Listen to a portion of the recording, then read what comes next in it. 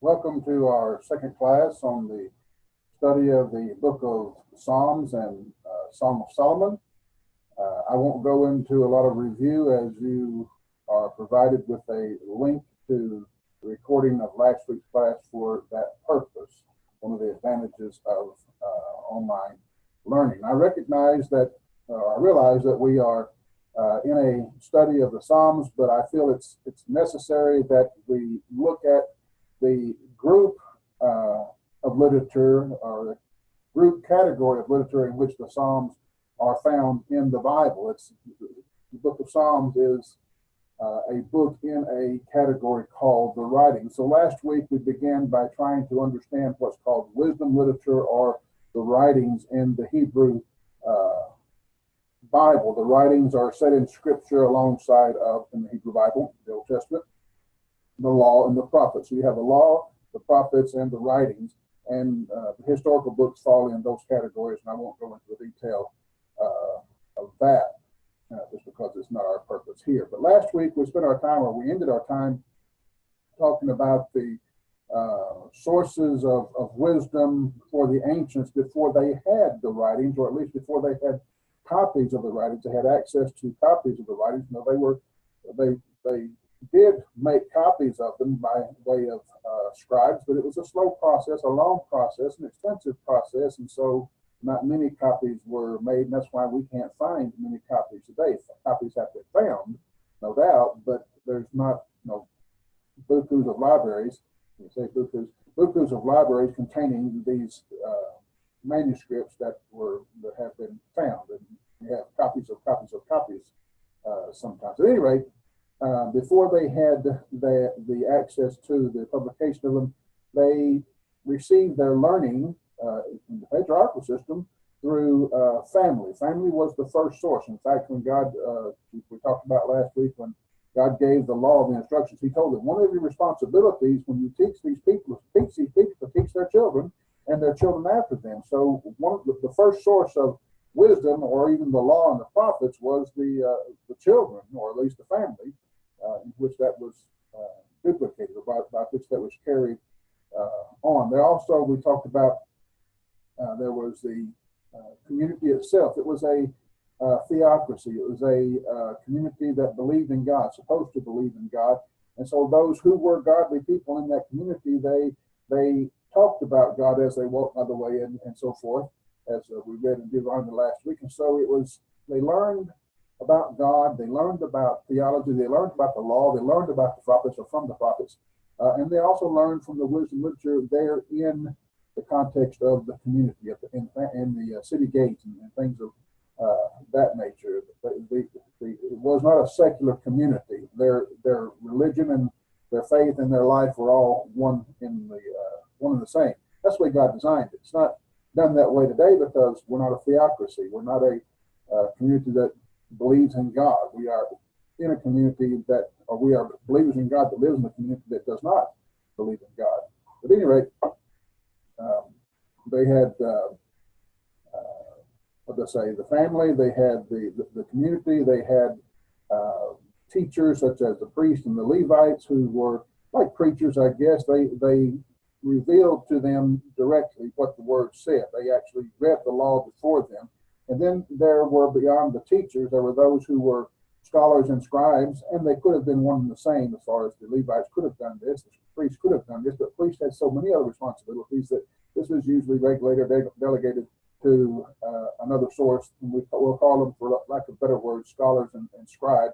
The scribes would be very familiar with the text because they were accustomed to writing it down, and so not only would they write it, they would also study it, and they would actually give the sense of the text, the understanding of the text, and not only of the law and the prophets, but I think so of the writings as well. So let's move on from that. There are different kinds of or forms of wisdom sayings. There are Proverbs. We have the book of Proverbs. We won't go into any detail on that. It's sort of self-explanatory. If you go to the Proverbs, you see what they are. And you'll have a study on the book of Proverbs, I'm assuming, in the Georgia School of Preaching, so we're not going into a lot of detail there. But for lack of time and effort to go into any detail, They are short, pithy sayings that are very practical in their purpose. There were within the wisdom sayings numerical sayings. Now, this is not to be confused with numerology. When you get into the book of Revelation, for example, you'll find the use of numbers as symbols, but that's not our study. But by numerical sayings, I mean lists of sayings, or, well, let's give an example. In Proverbs chapter 6, verse 16 beginning, it says, "These 6 things the Lord hates, yea, 7 are an abomination to him: a proud look, lying tongue, hands that shed innocent blood, a heart that devises wicked plans, feet that are swift to in running to evil, a false witness who speaks lies, and one who sows discord among brethren." So, let me write down a note here of my time, because last week I failed miserably at that.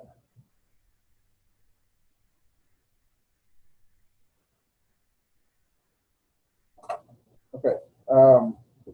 Another example is there in Proverbs chapter 30, verse 29, where it says, "These or there are 3 things which are majestic in pace, yes, 4 are which are stately to walk in: a lion, or stately in walk, a lion which is mighty among beasts and does not turn away from any, a greyhound, a male goat, and a king whose troops are with them." So you see the numerical list. It's not a study of numbers like you'll find in the book of Revelation. You'll find some in the Old Testament as well. It's just a numerical list. It's a form of wisdom saying. Another form of wisdom saying is the riddle.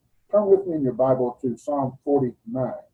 Psalm 49. In most Bibles, it's right after 48, and I think it's about 450. Psalm 49. Give you a second to turn there. You've had that second. Psalm 49. I'm going to be reading to you from the translation called Rothman's Emphasized Bible. Rothman did a study on Psalms, and he translated the Bible. This was back in the 1800s. He translated the Bible. He was a man who came out of denominationalism, or came out of various forms of denominationalism. He ended up, I think, with the Disciples of Christ, and he did that because he kept studying and kept studying and kept learning. That's what we're getting taught here. And I forget the first church he was a part of. I want to say Presbyterian, but it may have been Methodist. But at any rate, he came to his brethren. He said, what we're teaching here on this issue, whatever it was, and I forget, is not right. I think it was actually baptism. The practice of baptism as they practiced it, whatever denomination it was not according to truth. And he had studied and found that I think they're called the Particular Baptists, were practicing baptism in immersion. And so he thought, that's what the Bible teaches, that's what I'm going to go with. So he stayed with them for a while. But as he continued to study, he found that the purpose of baptism, that the Particular Baptist Church, that's not my word, that's his or theirs, they're called Particular Baptists. You don't hear it much today, or I haven't heard of it all today. I just got this reading about this man Rothman. Chasing the rabbit, aren't I? Or was it baptism? He he saw that they were practicing baptism, but as he studied more and heard more and talked to his particular Baptist brethren, they didn't practice baptism for the reason that he was reading about it in the Bible. So he really studied himself out of denominationalism, and he came to the understanding that baptism is for the remission of sins, and he began teaching that, and that caused conflict with him in the Particular Baptist Church, and he ended up, the last I read about it anyway, he was with the disciples of Christ, much like Alexander Campbell. Yeah, at any rate, this man, he wrote his own translation of the Bible called the Emphasized Bible, Rothman's Emphasized Bible, and there's a reason why it's called Emphasized. I won't go into that. But he was particular in his studies about the Psalms. Now, he was a scholar, Hebrew and I guess Greek scholar in his own right, but he truly loved the Psalms. And so I'm giving you this translation of the Psalms. I've taken out some of the these and nows because I just don't like them. They're not appropriate for the modern day English. If you like these and thous, you should use them. But in Psalm 49, he says, "Hear this, all you peoples. Give ear, all you inhabitants of this passing world, both sons of low and sons of high, together both rich and needy. My mouth shall speak forth wisdom, and soft utterance of my heart be, and the soft utterance of my heart be understanding. I will bend to a byword mine ear. I will open on the lyre my enigma. The word enigma there is the same word for as riddle. So I will open on the lyre my riddle. What is the riddle? Well, why should I fear in the days of evil? The days of evil, you might turn to the book of Ecclesiastes and you'll see days under the sun, days of evil. It's a reference to this physical life. And I get from this when he says, why should I fear in the days of evil? He has in mind that, at least to me, that there is another day. Why should I fear the days of evil? Because there's going to be another day. There's going to be a greater day. He understands there's another kind of life. And to me, that speaks volumes about the ancients' understanding about the afterlife.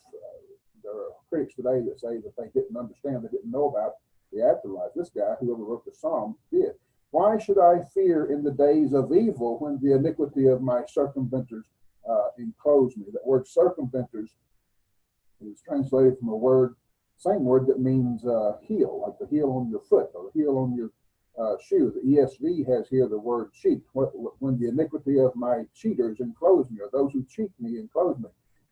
Its Hebrew root is the same word that Esau used to describe Jacob's deceptive behavior concerning the birthright and the blessing. He had, my brother has deceived me. It's the same word when he says, the same word as heel. In fact, the Hebrew word for Jacob is the word heel with the J-A in front of it.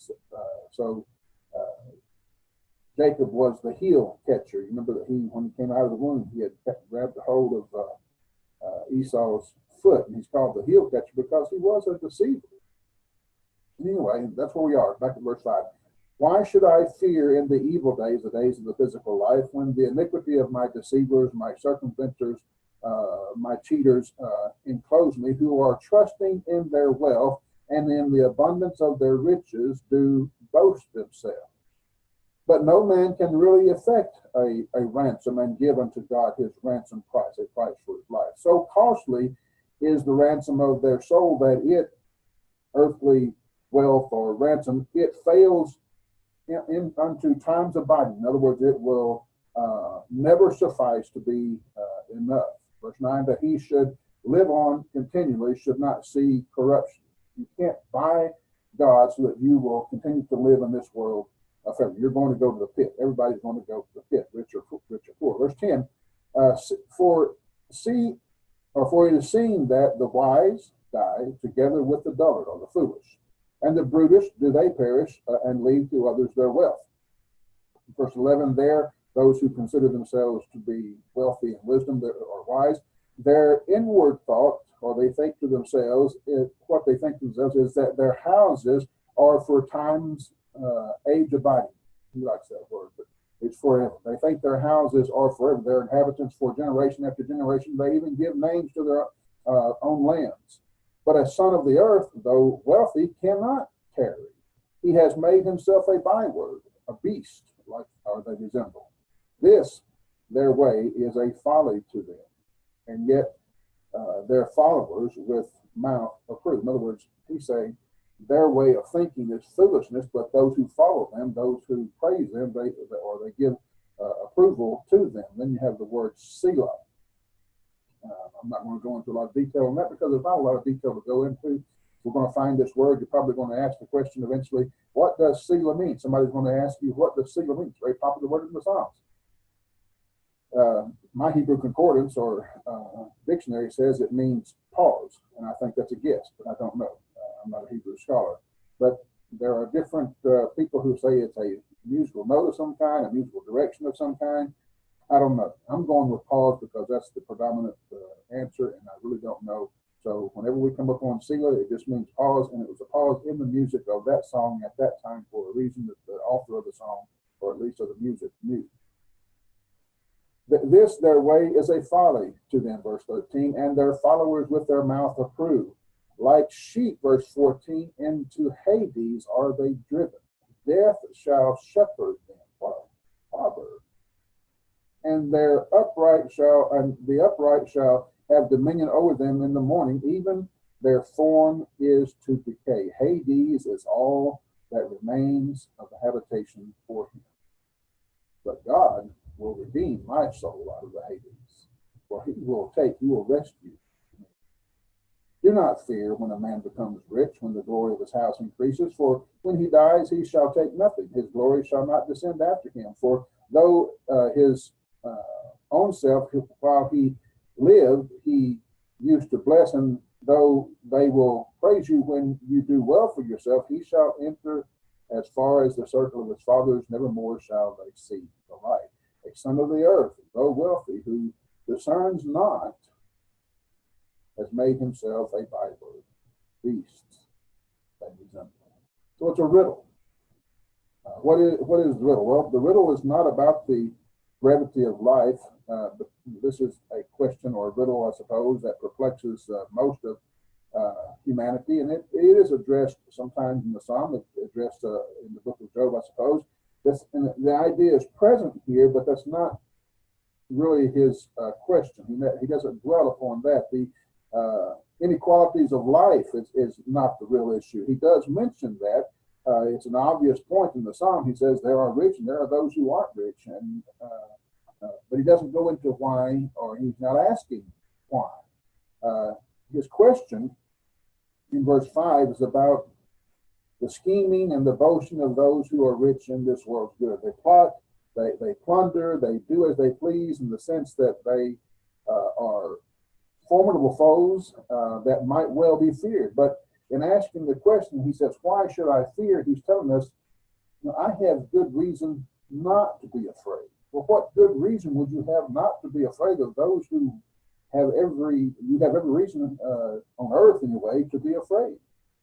And the answer is one that makes, I think, this psalm stand out. He says, in the days of evil, in the days of the physical life, when the brutish will take occasion to bring harm to me or bring me harm, I have no reason to fear, because I know that the wealth of the rich man cannot rescue him from the grave. The last time I will see him is when either he or I go to the grave. He's going to the grave, I go to the grave, and that's the last time I'm going to see him. And I know that God can rescue, and God will rescue me from the grave. Verse 15, but as for me, God will redeem my soul from the power of death, for he will receive me.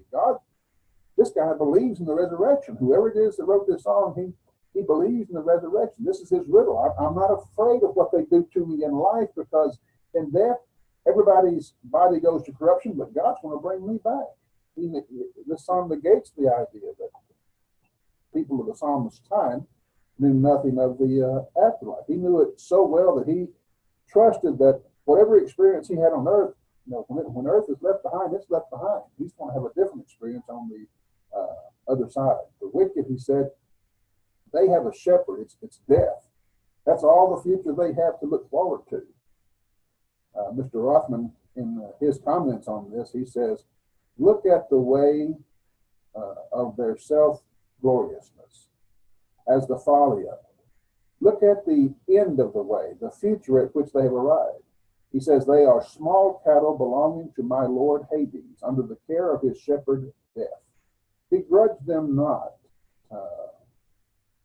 Begrudge them not east. I don't know what that means. Maybe I miscopied that. Begrudge them not ease, maybe. Yeah, that's it. But begrudge them not ease, comfort, and plenty on the road to such an inglorious land. Let them down gently. Let them take with them their good looks, which will soon enough fade. In other words, that's the way they want to think. Let them think that way. You can't change the way they think. They're going to despise you anyway. But on the other side of Jordan, they won't be there. So I have no reason.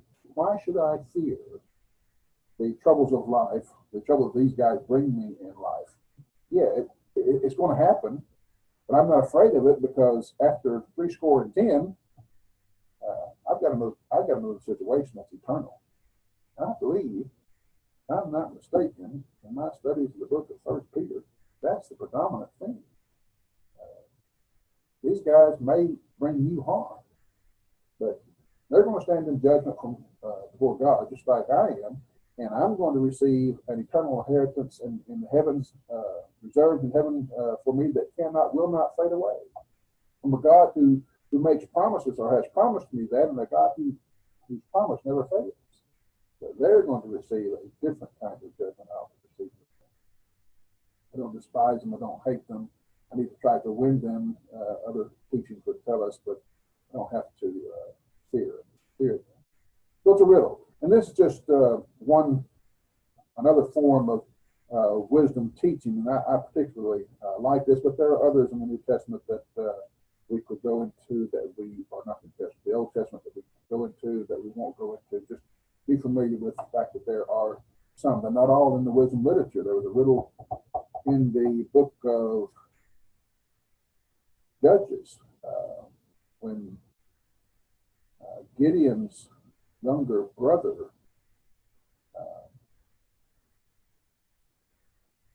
I forget his name, but anyway, a fellow by the name of Abimelech came and ruled over the people after killing all of Gideon's brothers, and then Gideon's brother, whose name I can't recall right now, he told or gave a riddle of the bramble, and then you're of course familiar also with the book of Judges with the riddle that Samson taught. I don't know if that would be considered wisdom literature or not, but it is a form of writing in the Old Testament. There's another form that's called fable or allegory. When an allegory is a story that, or a poem, or a picture even, that can be interpreted to reveal a hidden meaning. Typically, it's a moral meaning. There are lots of examples of this. I want you to look at one in the book of Proverbs very quickly. I know Proverbs is not our study, but we're looking at wisdom literature right now. I'm trying to give you examples of it. Proverbs chapter 5, verse 15. He says, "Drink water from your own cistern, and running water from your own well. Should your fountains be dispersed abroad, streams of water in the streets? Let them be only your own, and not for strangers with you. Let your fountain be blessed, and rejoice with the wife of your youth. As a loving deer, as a graceful doe, let her breast satisfy you at all times, and always be enraptured with her love. For why should you, my son, be enraptured by an immoral woman, and be embraced in the arms of a seductress?" So do you see the picture? Do you see the allegory that's presented here? He says, first of all, drink from your own cistern, your own well. What is a cistern? What in the picture? What is a cistern? First of all, picture what a cistern is, a literal cistern is. Maybe you don't know what a cistern is, but think of a well, like your grandmother or great grandmother, who it was, used to use. She would dip send the bucket. You see in the old Western, they'll put a bucket on a rope and it'll go down to a hole in the earth. They'll get a bucket full of water and then they'll reel it back up. That's a well. Well, a cistern is a similar thing. Sometimes the cisterns were handmade. Well, the wells are too, hand dug, but cisterns are usually they're handmade containers or storages of water. So picture that cistern, but picture it in a dry country, because the people of Canaan, people of that land, in many places of it anyway, it was a dry country. Picture how valuable water would be in a dry country, more valuable than water. The cistern or the well here is a metaphor for what? Well, I think as you continue reading, you'll see that it's a metaphor for the wife, and the wife, therefore, is as valuable as water in a dry and thirsty land. So he says, drink from your own cistern. To drink from your own cistern is to have, in the context of the proverb, sexual relations with your wife, not somebody else's wife, but your wife, not with the cisterns, excuse the pun, of those who don't belong to you, but from your own cistern, the fountains the streams of water that come from the fountain, or come from the wife or the cistern, or the verse 16, are the children that will come from that union of you and your cistern, your wife. This union is a means, God's means of producing legitimate streams of water, legitimate children that are your own. Verse 17 is the picture of the prostitute producing a bastard child, one who has no father, or at least they don't know who the father is. Verse 18, the fountain, the wife, is blessed when she produces legitimate children for her husband. It seems more than just the act of procreation is involved as you continue to read this. It does involve procreation, and the Jewish culture did feel blessed when the woman felt blessed and was blessed when she produced children for her husband. But it's more than just procreation that's being mentioned here. The rejoicing with the wife of your youth that he mentioned, it seems to imply a mutual enjoyment of the sexual relationship between the husband and wife. Your wife, in verse 19, should always be beautiful to you as the doe or the deer is in the field. We might not compare our wives to animals today as far as their beauty is concerned, because they might not appreciate that in our culture, in our English or maybe American culture. But for the ancients, it was a modern or common analogy that was used. If you go to the book of Song of Solomon, that we will eventually, we'll find the bridegroom is referred to as a stag. The bride referred to him as her stag, or another word that she used. I can't recall right now. And the bride was described as having the hair of a goat. Your hair is black like that of a goat, I think it says. And her teeth were like or resembled sheep coming up from being washed.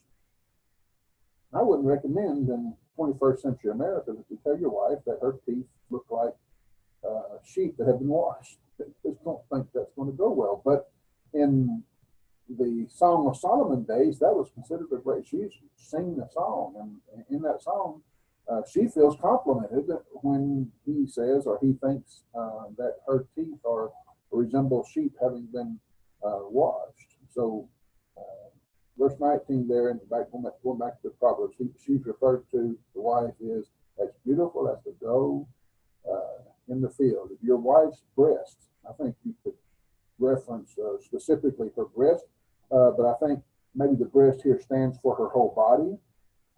Maybe it's a metaphor in and of itself for the sexual relationship. Your breast, my being with you intimately like that. It's my only source of satisfaction. Or Solomon says to his son, it should be your only source of satisfaction. Don't be going somewhere else, but go to your wife's breast, your wife's body. There's your sustenance. There's the place where you are to receive your satisfaction. As the baby receives satisfaction from the mother's breast, so you receive satisfaction from your wife's love. And I'm not saying it does not have a actual reference to the wife's breast. That is a part of our anatomy that is intended by God to be attractive to the human male. In fact, in the end of verse 19, he says, you should be intoxicated by, you should be ravished by, maybe even the idea is addicted by or addicted to the love of your wife. So summed up, he says, drink from your own cistern. It's an analogy. It's a way of writing. Not an analogy, but an allegory. It's a way of writing, a fable. Another one is, we mentioned this earlier. Now let's look at it in the sense of an allegory in Judges chapter 9. It says, now, when they told Jotham,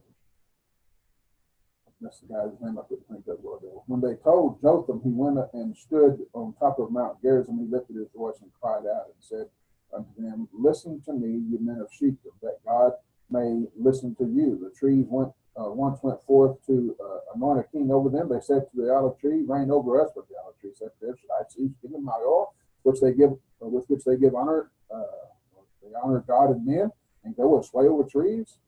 Then the trees went to the fig tree and said, "Will you come reign over us?" And the fig tree said, "Then should I cease my sweetness of my good fruit and go and sway over trees?"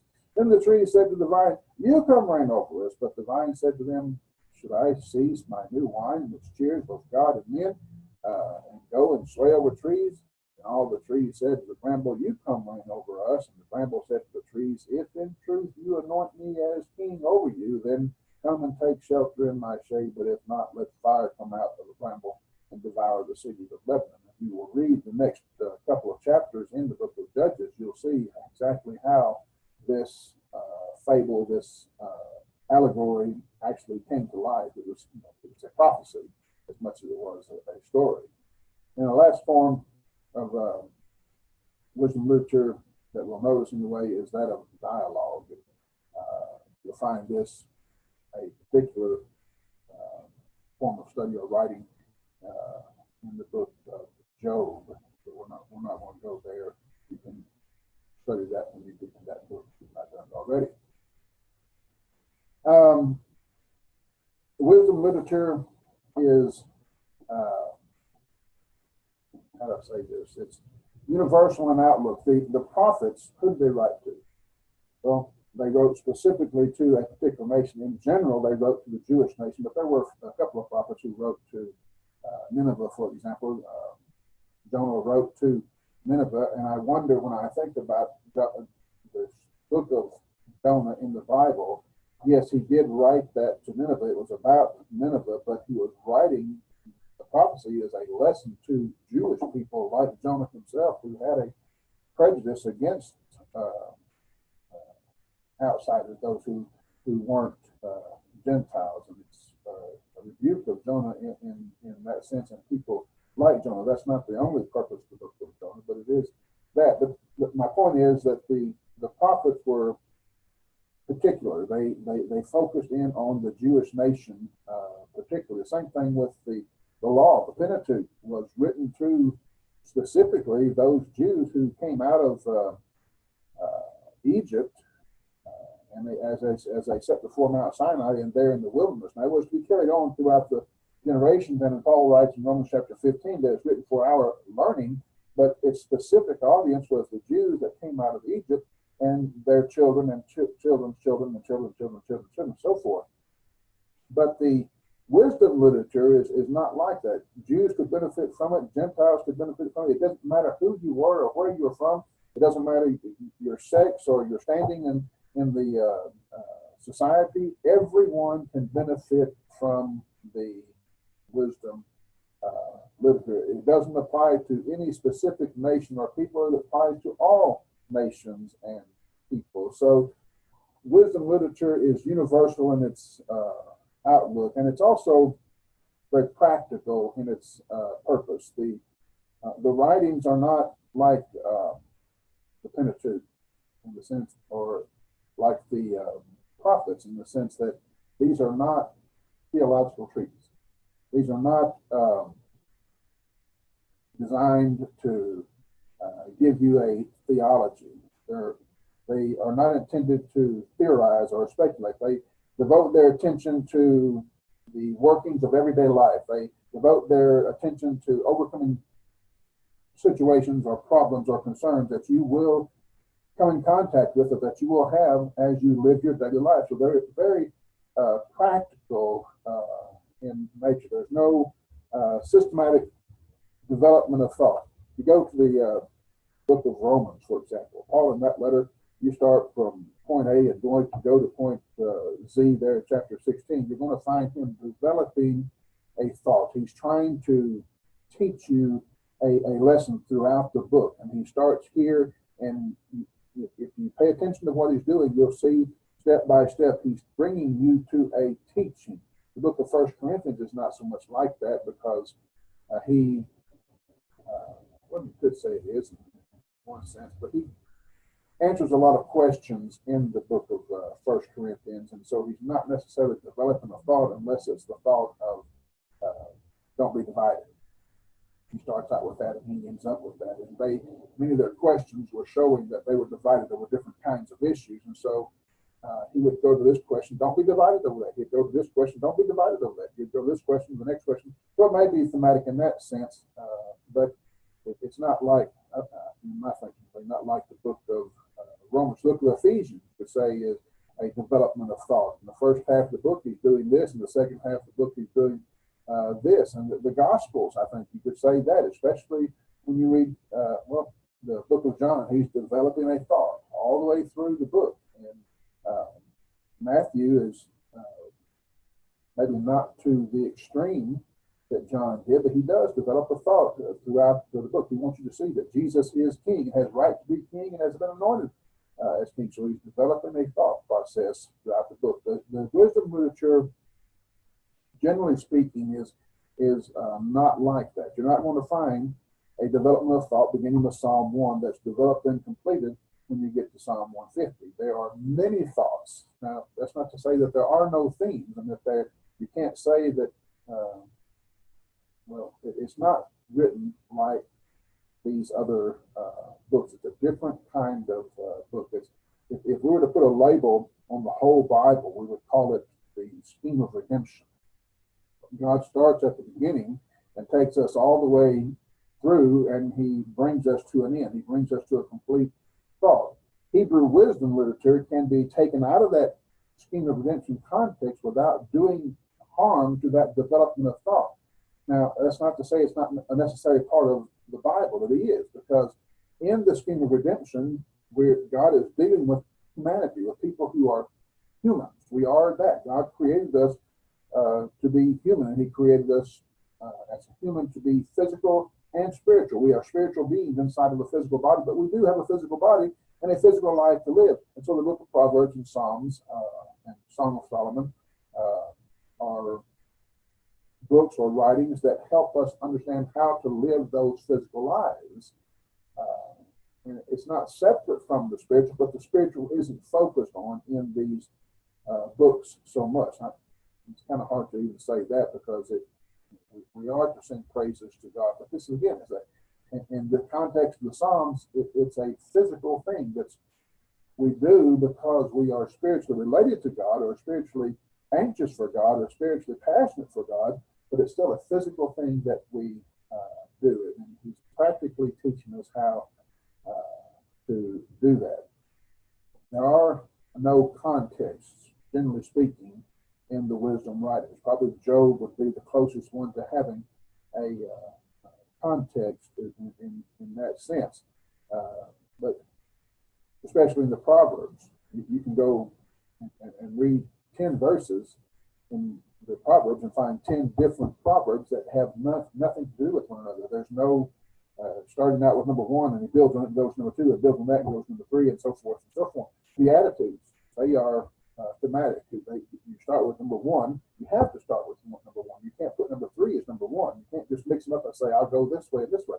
They're thematic. They're built upon one another. The Proverbs are not necessarily like that, and the Psalms are not like that. Now, there are occasions or places in the Psalms or in the Proverbs, especially, where that is done, but for the most part, they are not thematic. They're not dependent upon the one before. They're not the one after. It's not dependent upon it. In the Psalms, we might be able to discern a context, or what we might perceive to be a setting. As you read the Psalms, you'll say, oh, David must have wrote that when he was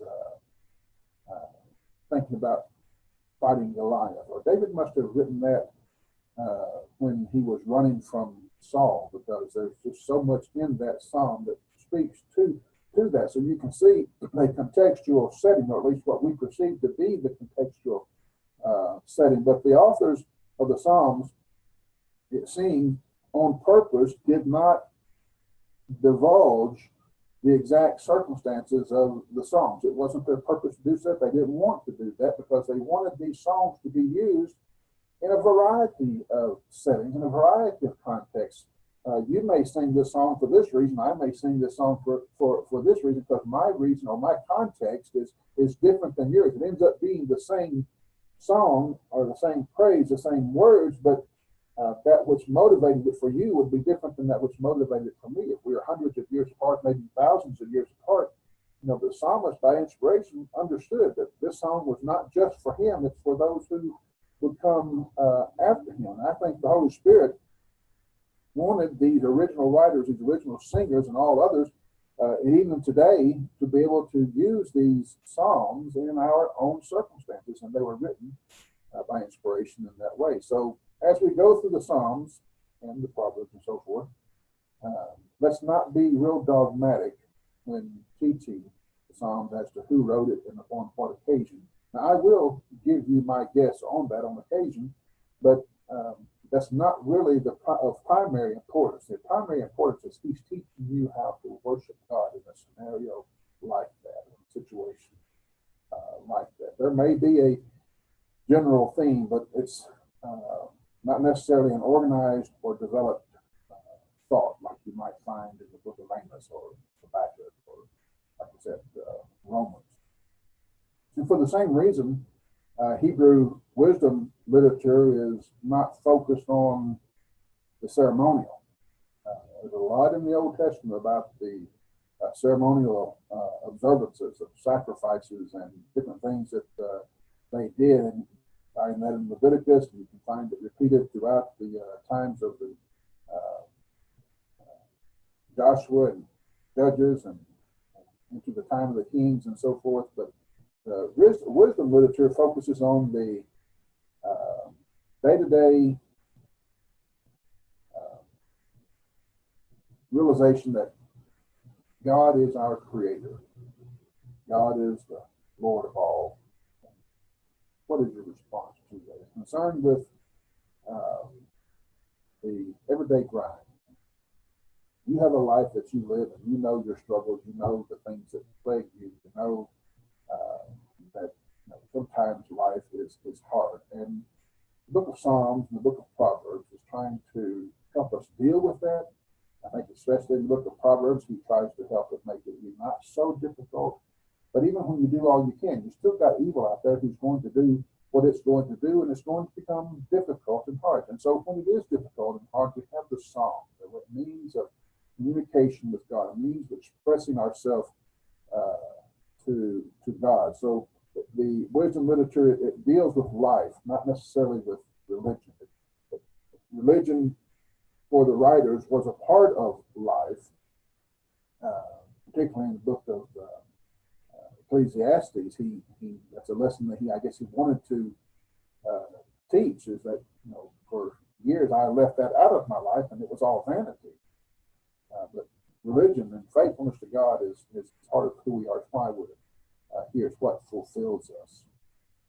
And the wisdom writers help us to come to understand that. Now, to exegete, to interpret wisdom literature, I want to give you 4 points from a guy by the name of Walter Kaiser on this. He says, number 1, determine the character of the wisdom material that you're studying, or from which you want to preach, or that you want to exegete, that you want to interpret. First of all, you need to know, is it a parable? Is it an allegory? Is it a simile? What is the context, or where the context is discernible? And like I said, you won't always find that there is a context, but when there is a context that you can discern, use it. Make use of it if it's helpful to do so. Proverbs 16, where we have a series of lines that are based upon man's purposes and or how man purposes and how God, the difference between God's purposes and man's. And so we can use that setting, that context, to teach from that.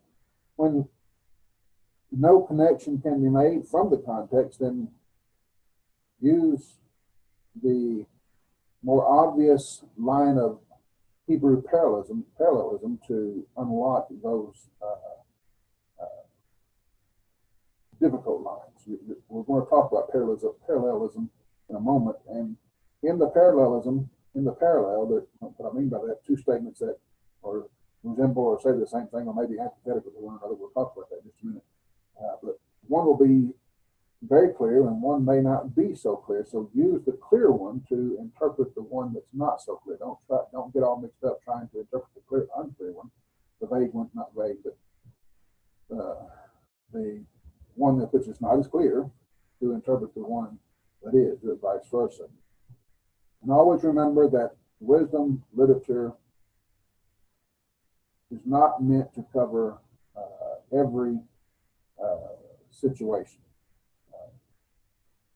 There are going to be extreme situations that this particular proverb is not going to cover. This is the truth. This is the rule of thumb. This is how you do this. Now, there are situations where there's an extreme situation or that this it won't work in it. But generally speaking, you follow this proverb, you do this. This is how it's going to work out. So don't be very or absolutely dogmatic in all the proverbs, because there may be some situations where the situation is addressed with a proverb, but it won't work because you have an extenuating circumstance that keeps it from doing that, keeps it from working.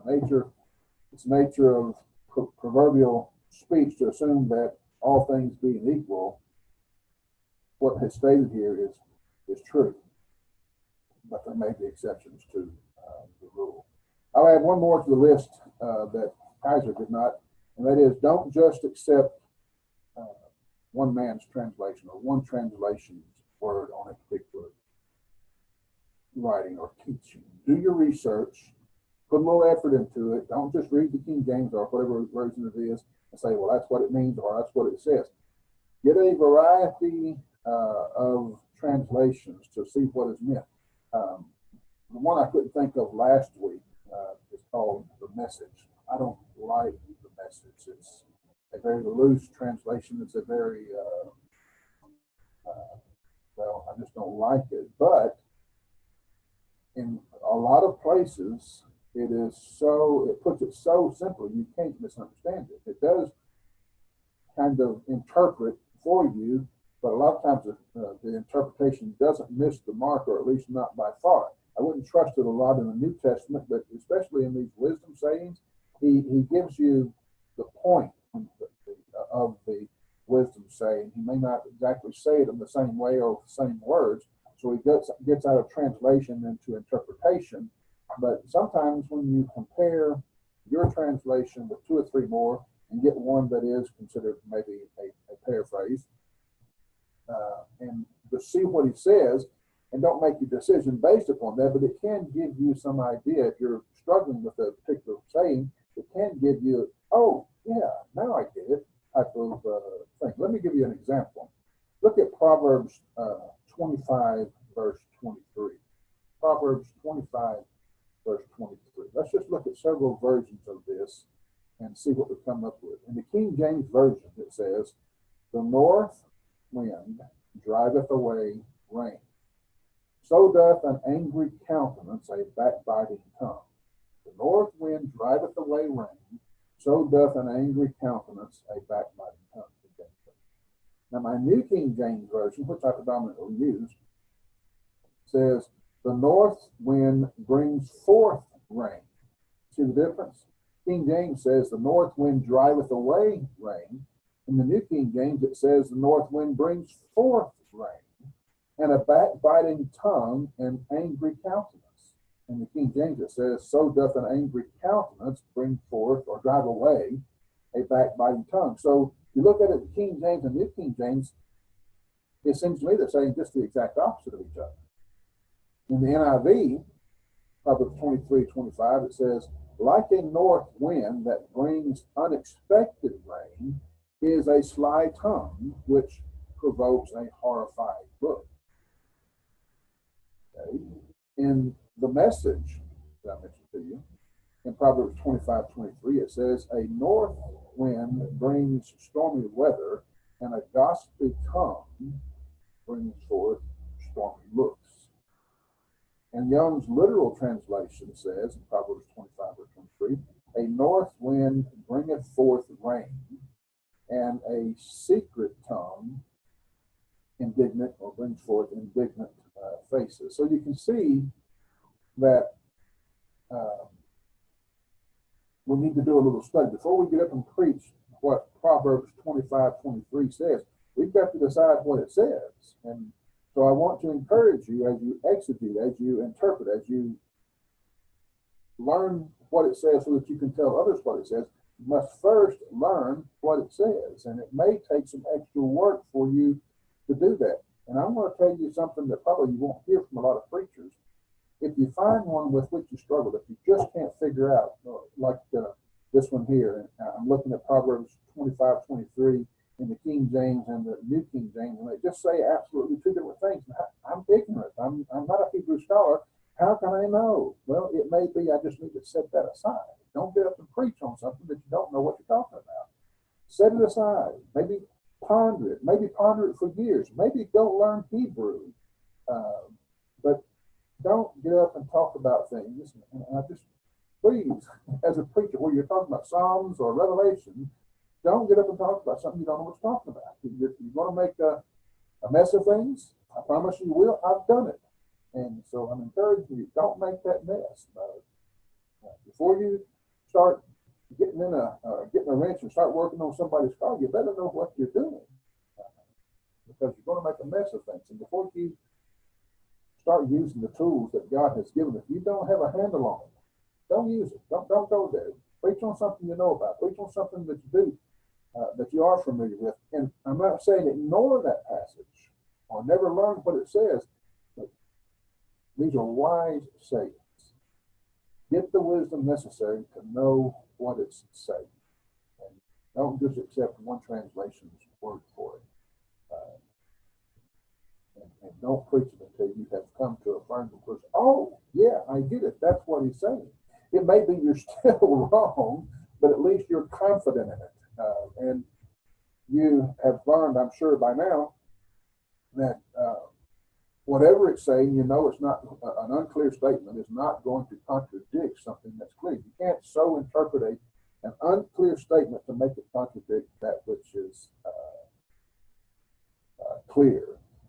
All right, let's move on. As already noted, the Hebrew Bible was divided by the Hebrews into three different categories, and even Jesus himself uses these categorical divisions. There's the law, the prophets, and the writings. The writings, in which the Psalms are contained, are divided into subcategories, two of which are relevant to our discussion. One of them is called the Book of Truth. It includes Job. In the Hebrew Bible, their division of the writings of wisdom literature includes a book called the Book of Truth, which includes the book of Job, Proverbs, and Psalms. There's also the Megilloth, which the word Megilloth means 5 scrolls. It consists of, guess what? 5 scrolls, which were read at the Jewish annual Jewish feast. They were, and there still are in most synagogues. There's the Song of Solomon, which was read at the Passover. There is the book of Ruth, which was read at the Pentecost. There's the book of Ecclesiastes, which was read and is read at the Feast of Sukkot, or Feast of Tabernacles, as we maybe learned to call it. The book of Esther is read, guess when? Well, at the Feast of Purim, which would be the same time as Easter or something close to it. Lamentation,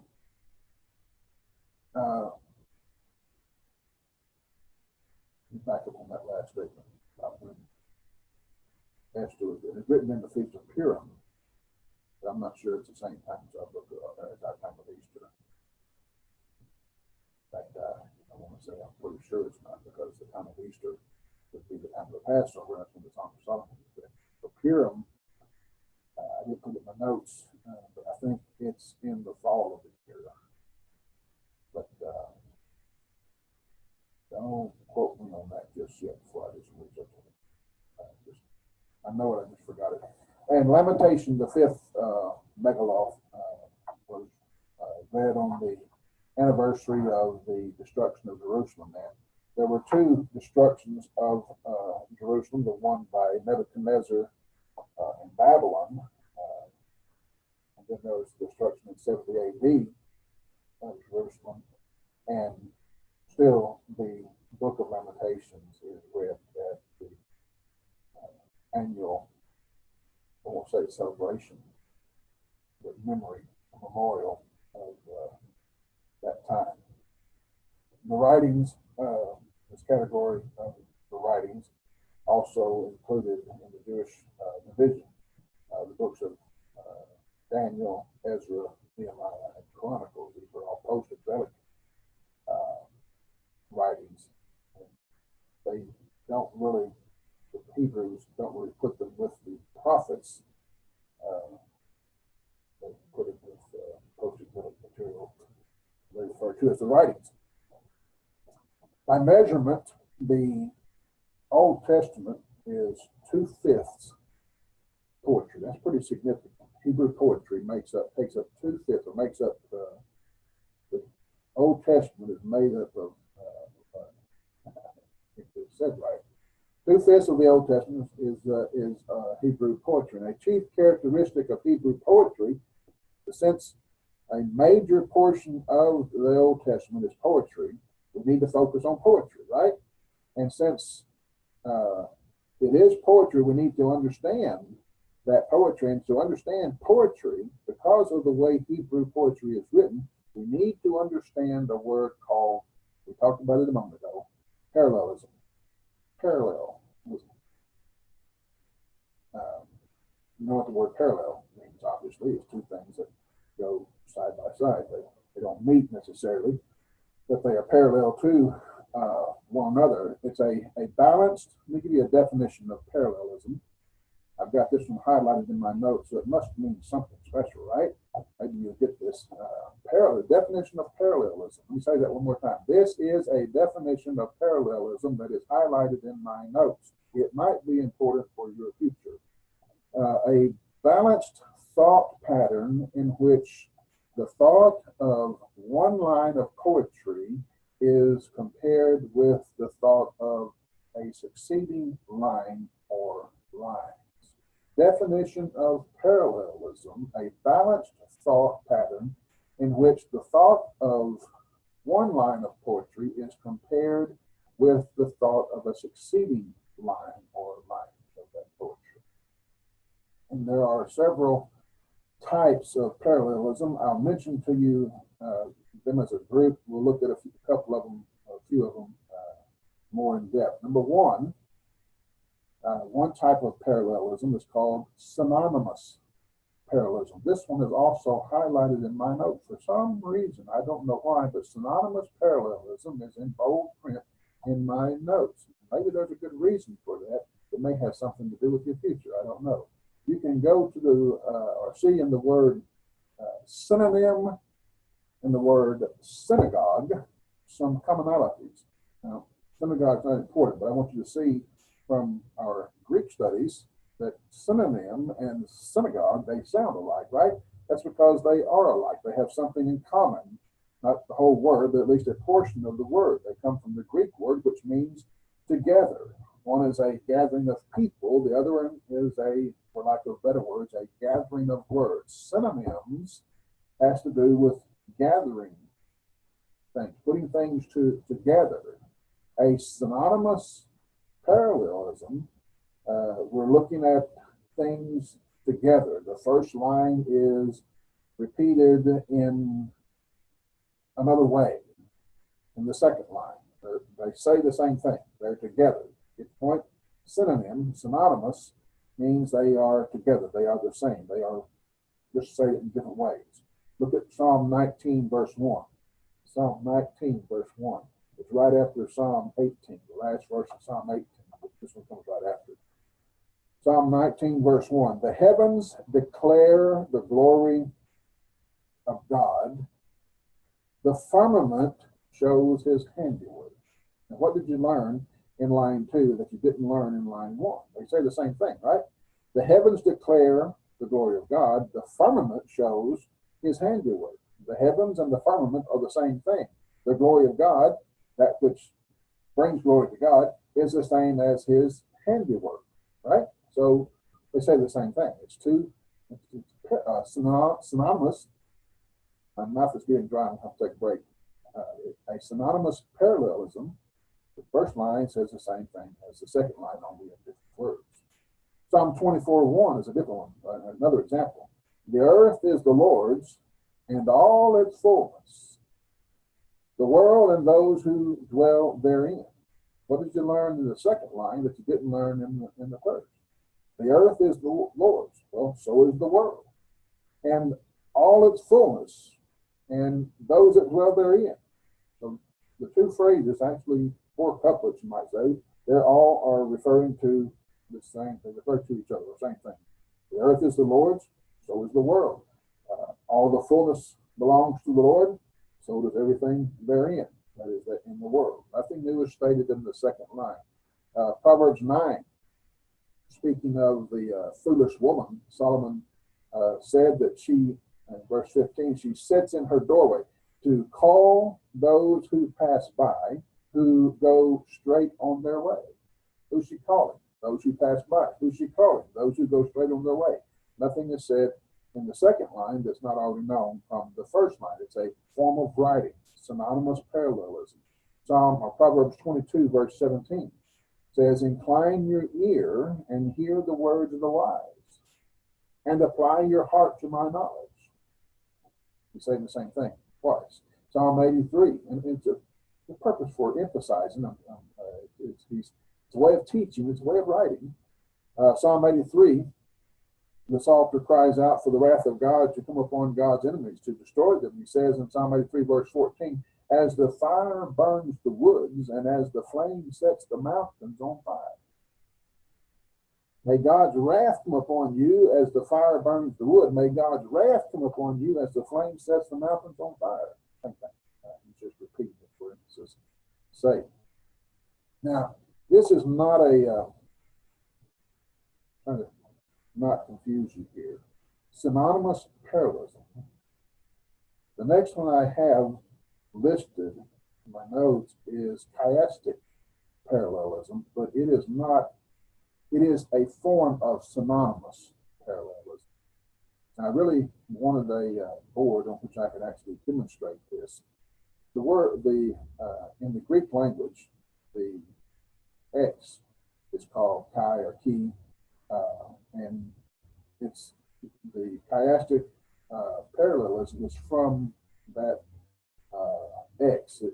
When it's a linguistic tool with which writers, especially or particularly in the Bible, because we're studying the Bible, would make a parallel statement in reverse order instead of in the same order. Let me give you an example.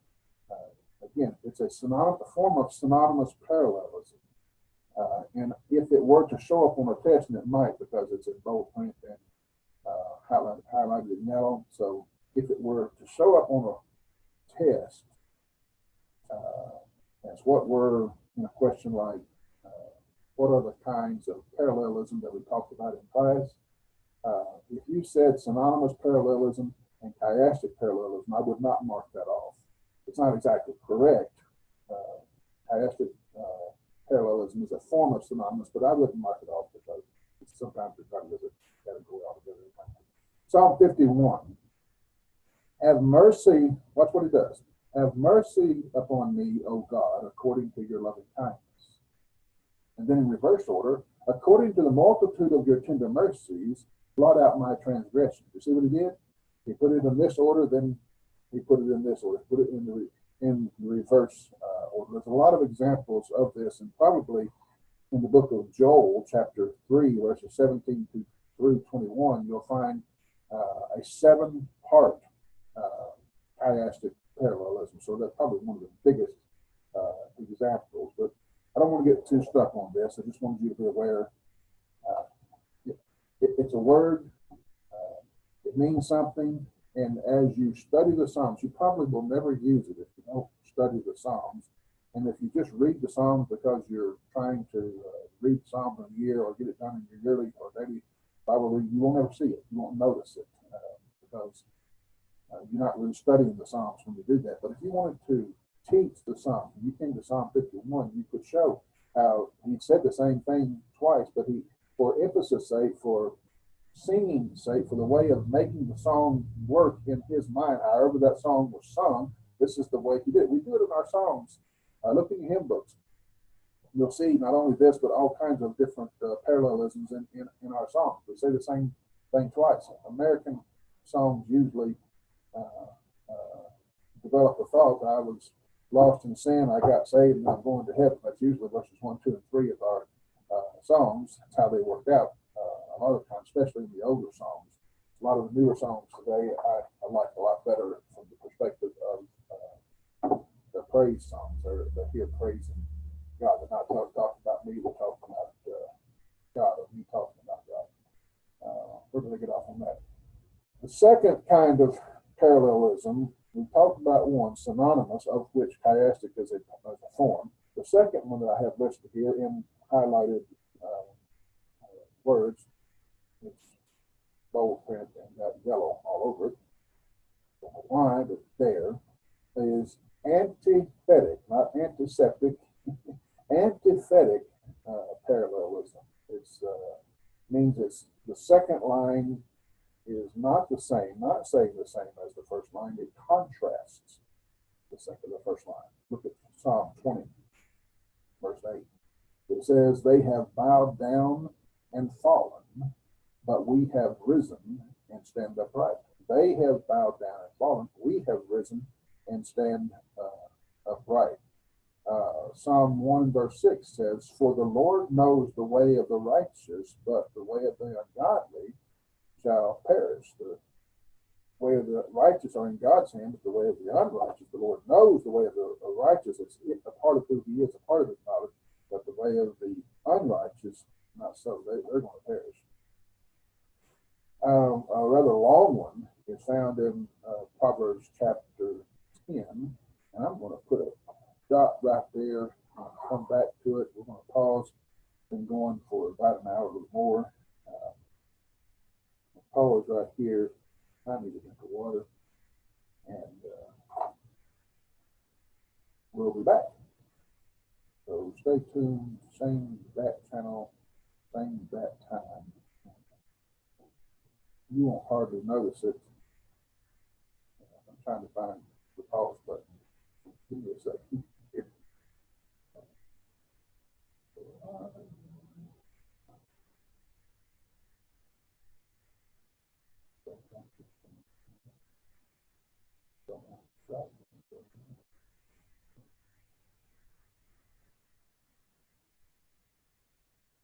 All is recorded. Well, I am back. Did you miss me? I missed you terribly. All right. We were talking about parallelism. We talked about synonymous parallelism that was highlighted in bold print and yellow markings. We talked about chiastic parallelism.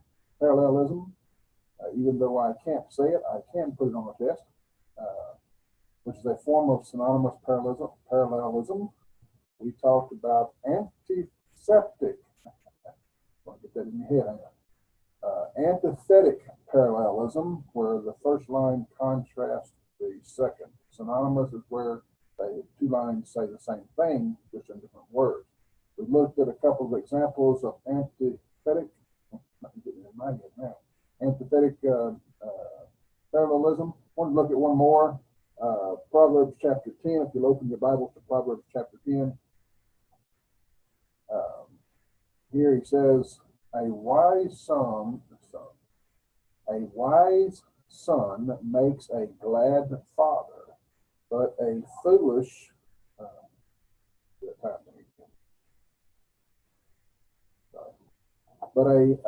foolish son is the grief of his mother.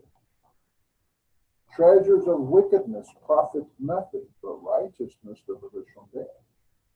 The Lord will not allow the righteous soul to famish, but he casts away the desire of the hunger of the son, or the hunger of the wicked. Verse 4, he who has a slack hand becomes poor, but the hand of the diligent makes rich.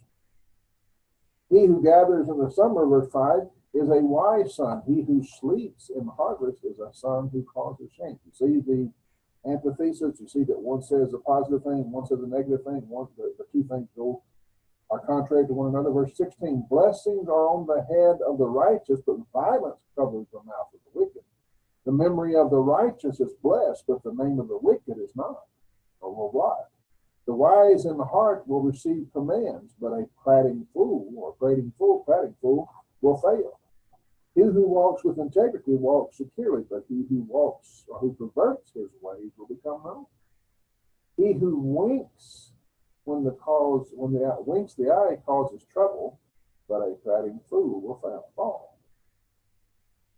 The mouth of the righteous is a well of life, but violence covers the mouth of the wicked. Hatred stirs up strife, but love covers all sin. So you can see, I hope you can see the parallelism, but one's going this way, one's going that way. They're parallel, but they're going two different directions if you can do that. So there's antithetic parallelism. There's synonymous parallelism with chiastic parallelism as a branch of that. And then there is synthetic parallelism. This is Hebrew wisdom it's used with high-grade oil, synthetic. Or it could be where the second line actually adds something to the thought of the first line. Synonymous parallelism, two lines say the same thing. Antithetic parallelism, this line goes this way, this line goes that way. They're just going contrary to one another. What's called synthetic parallelism is where the second line or additional lines will add something to the thought of the first line. In prophecy of Christ, God says in Psalm 2, verse 6, I have set my king on my holy hill of Zion. Now, if you'll see how it's written in your Bibles, unless you have a paragraph Bible where it keeps it in paragraphs, you'll see these lines as couplets. The first line is, yet have I seen my king. The second line, set my king. The second line says, on my holy hill of Zion. So there are two lines. One is adding to the other. Just think of it as Amazing Grace, how sweet the sound. That's two lines, right? Amazing Grace, how sweet the sound. So that's how we write our songs, that saved a wretch like me. Amazing Grace, how sweet the sound that saved a wretch like me. Well, they did the same thing. And one of the ways that they accomplished that was by parallelism. And it's used heavily in the book of Psalms and Proverbs. So one of the ways of parallelism is synthetic, where the first line says something, the second line adds to it, adds new information. New information is, on the first line is, I have set my king. God has appointed a king. He set his king. And he has set him where? On my holy hill, Zion. Psalm 91 is another one concerning those who make the presence of God their habitation. The psalmist says, no evil, verse 10, no evil shall befall you, nor shall any plague come near your dwelling. No evil shall befall you, he's saying, and then he's saying, nor shall any plague come near your dwelling. So two things are taught in the psalm. No evil shall befall you, and no plague shall come near your dwelling. Job says in Job chapter 23, verse 10, that God knows the way that I take. In the first line, in the second line, he says, when he has tested me, I shall come forth as gold. God knows the way that I take. He's going to test me, and when he does, I shall come forth as gold. It's poetry, and in this sense, or in this context, it's parallelism, synthetic parallelism. Another example would be in Proverbs 15, verse 17, better a dinner of herbs where love is than a fatted calf with hatred. Better to be a vegetarian with people around you who love you than eating a steak with people around you who hate you. That's my interpretation. Translation, not interpretation. Commentary, I guess you'd say, on Proverbs 15, verse 17. There are other kinds of parallelism, and I'll mention them here very quickly.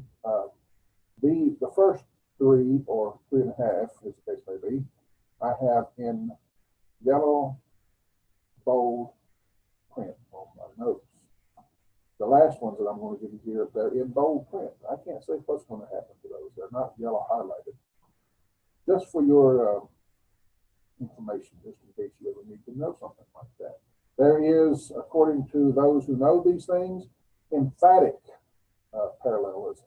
It means it's mere repetition. Psalm 118, verse 10, all nations surround me, but in the name of the Lord I will destroy them. They surround me, yes, they surround me, but in the name of the Lord I will destroy them. We do that in some of our songs. You'll read, well, I can't think of a particular, I have got one in mind right now.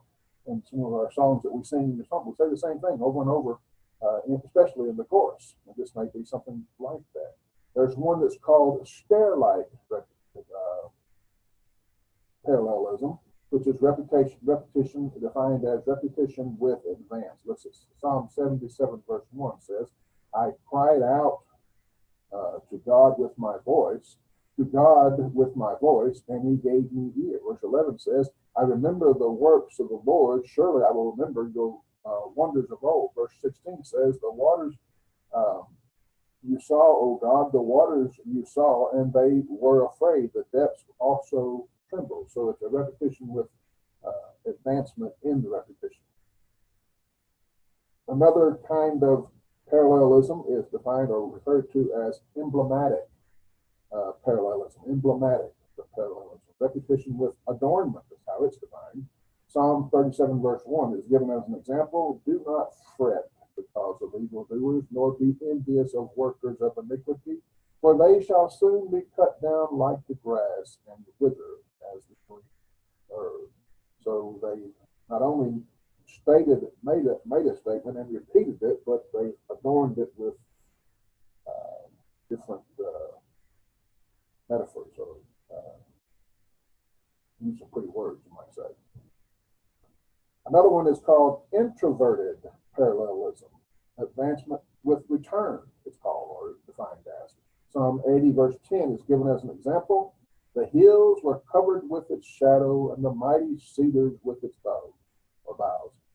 She has sent out her boughs to the sea, and her branches to the river. Responsory, responsory, responsory, they call it. Symbolism, appeal with reply. Psalm 115, verse 9 is given as an example. O Israel, trust in the Lord. He is their help and their shield. O house of Aaron, trust in the Lord. He is their help and their shield. You who fear the Lord, trust in the Lord. He is their help and their shield. You see what's going on there? One person is saying, "Oh, Israel, trust in the Lord." Another person responds, "He is their help and their shield." "Oh, Aaron, trust in the Lord. He is their help and their shield." "Oh, you who fear the Lord, trust in the Lord. He is their help and their shield." So if we do that too, it's not too common in our songs. It's more common in what's called the praise songs today, but it's not common in our singing, but we do do it. We could probably, with diligence, identify other kinds of parallelism in the Psalms. But what I want you to see is that these songs are, this wisdom literature is not a narrative. It's not like a prophetic discourse or a law-giving discourse. It's wisdom literature. They're written differently, and to study them properly, we need to know that. We need to be aware that it's not going to read like a novel. It's not going to read like a dialogue. It's going to read like a poem. And if you're not poetically inclined, you're probably going to miss some of it until you become poetically inclined. There are other factors that are technical factors concerned with the Psalms or with Hebrew wisdom literature, Hebrew poetry. We use it in English as well. Alliteration, for example, it's the use of similar sounds or similar words at the beginning of verses. A lot of preachers do this. They do it as a mnemonic way to remember. I don't like it.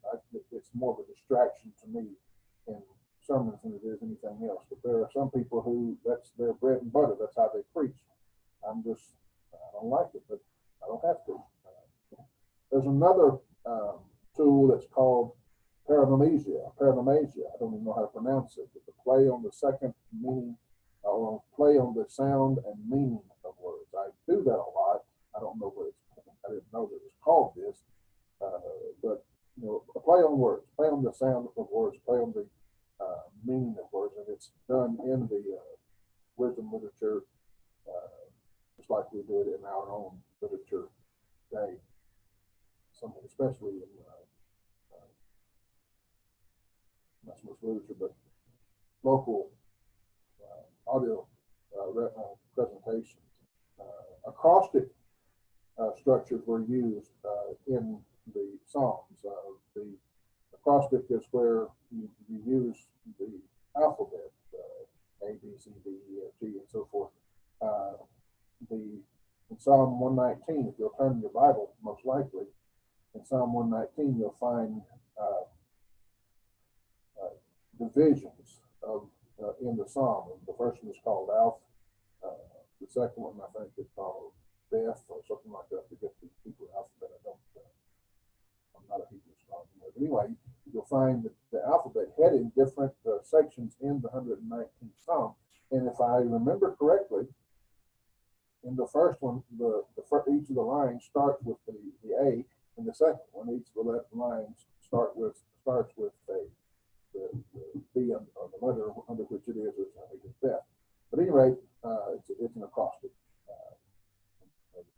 simplest way, or maybe in a complicated way. As you become more and more familiar with the Psalms, you will see more and more of these things. As you become more and more familiar with Hebrew poetry, you'll see more and more of these tools. If you study them, you'll become familiar with them. You'll use these tools as you translate these. You'll help other people understand it. I'm giving it to you all in one bunch, but when you're teaching a particular proverb or a particular psalm, you can say, well, he uses this device here, and you don't have to bore them with all the devices that I'm giving you a list of here. You just give them the tool that he's using there, explain what the tool is, and show how it's used in Hebrew wisdom literature. It's helpful to know these things so that you can, it's a tool. These are just tools by which we learn what the psalmist, the poetry writer, is saying, what he's doing in this particular passage and how he's using it.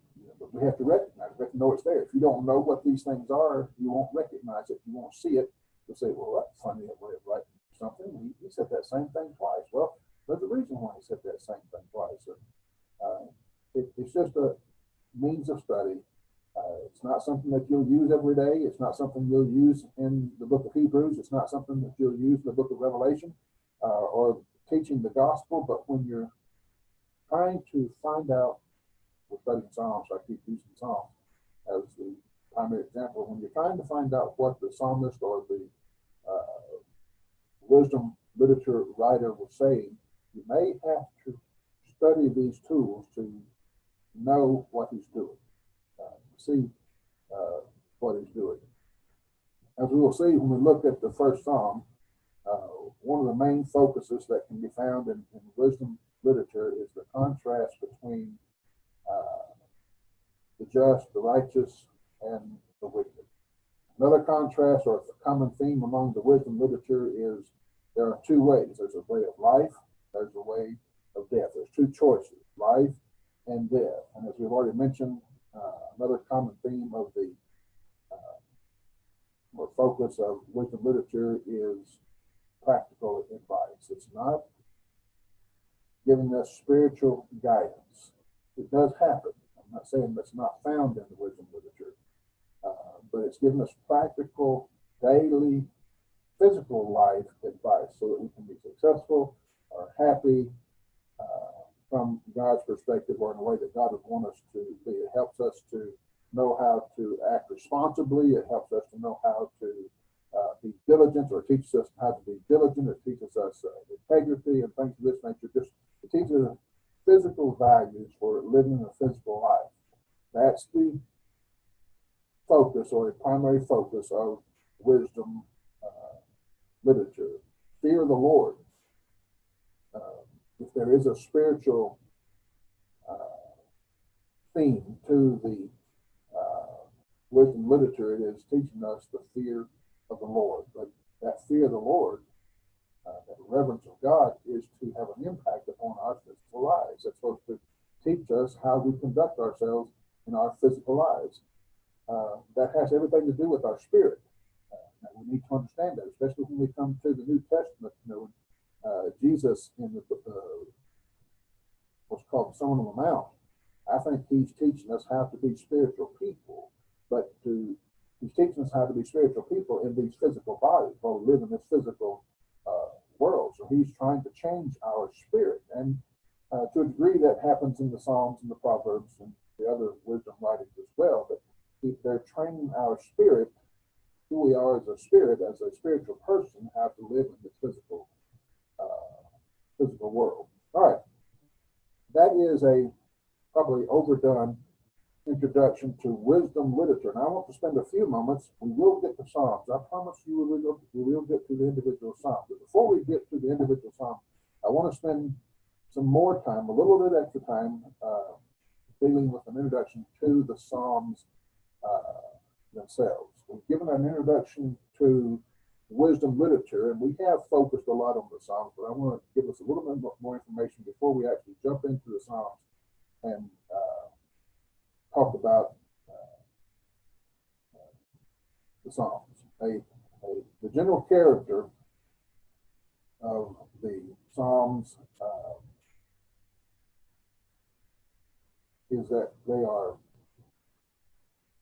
you see this, you know this already, deeply emotional. I don't know how else to put it. They're God-centered. Yoder, in his book, said the Psalms are songs that come from the soul of the worshiper. They are not the work of schoolmen or theologians. They are the work that they are what comes from within. Comes from. We use the word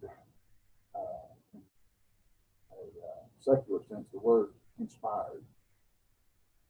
He was inspired when he painted that painting. He was inspired when he wrote that song. He was truly inspired. Well, when they say that, or when we say that, we're not necessarily talking about divine inspiration, but we can tell from what he wrote or what he painted that he was filled with passion when he did that. Well, that's the nature of the character of the Psalms. The singer, is expressing from the depth of his soul what he felt. And when we sing these songs, and I want to encourage you as a Christian to treat your own song books in that same way. Not that they're inspired works, although many of them did come from inspired works, that is from the Bible. But when you sing those songs, forget about the author who wrote the song. You're singing this song, and you need to believe every word it says. If you don't believe it, you better not sing it. If it's not true, you better not sing it. And I am not opposed to scratching out words in song books. And I think Christians, churches, congregations ought to be in the habit of, I don't believe that. Scratch it out. Change the word. Do it with a little talent, or use somebody that has a little musical talent that you could put in a word that you do believe, or a phrase that you do believe that goes with the same music or the same cadence or whatever it is, the song or the part of the song that you took out. But don't sing something that ain't right. I know ain't right, but I'm gonna say ain't right. Don't sing something that's not right. And sing what you sing with a passion. Amazing grace, how sweet the sound that saved. No. Amazing grace. It's a powerful song. If you will sing it from the heart, even if you get the wrong key.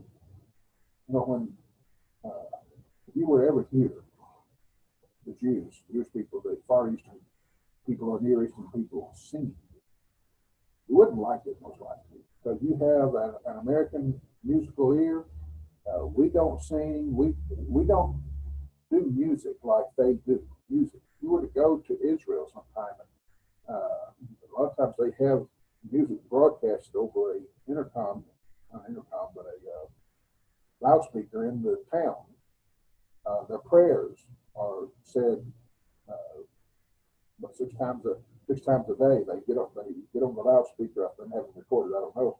They get on the loudspeaker and they're broadcast all the way at the hour of prayer. They're broadcast all around the community, and sometimes they're said in a cadence, in a singing. They're singing that prayer.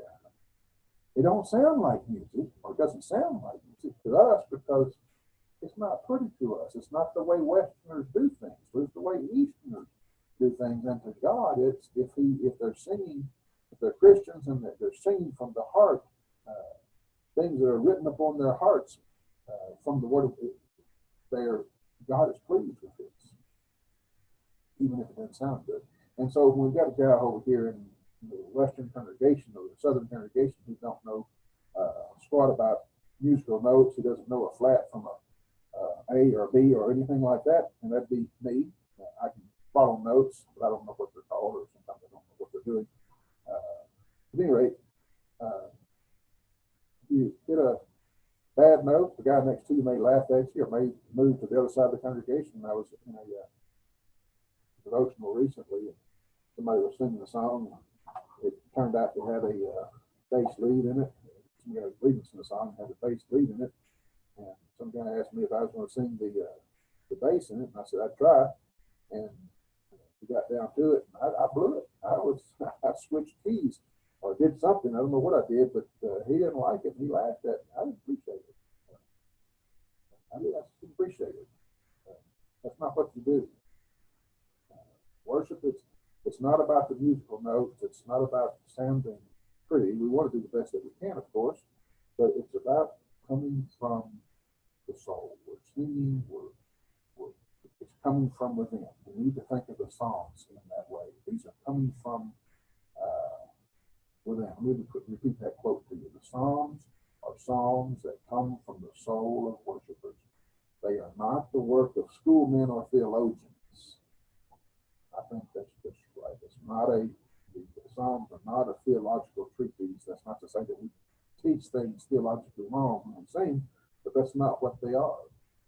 The Psalms, God did not intend for you and I to base our doctrine on the teachings of the Psalms. That's not what they're here for. They're here to teach us to how to express ourselves to God and how to express ourselves in situations here on the earth. They are a different class of writings than the law. We've discussed this already. They're a different class of writings than the Torah or the prophets.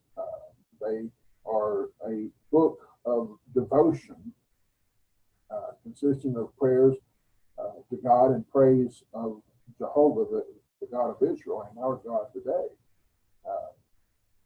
We'll find different things in the Psalm, different kinds of tidbits or personal information or national reminiscence or something like that in the Psalms. But these are expressions of devotion, expressions of worship. There is no divinely given title to the book. We put Psalms as a title of our book. We put Judges as a title of the book of Judges. We put Daniel as a title of the book of Daniel. In this situation, the Hebrew Bible,